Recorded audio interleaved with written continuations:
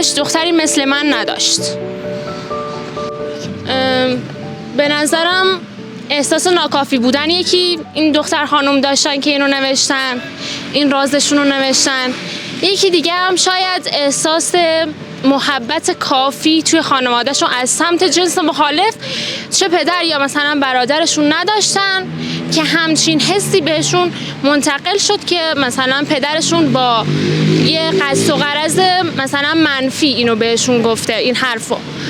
و به نظرم یکی اینکه خانواده هیچ وقت مثلا به بچهشون اونطور که باید یه حرف بدی رو نمیزنن، یا شاید اون لحظه پدرشون خیلی عصبانی بود نتونست خودش رو کنترل کنه، یا هم مثلا منظورش رو بد گرفتن، بد برداشت کرده اون دختر خانم دیگه. همین.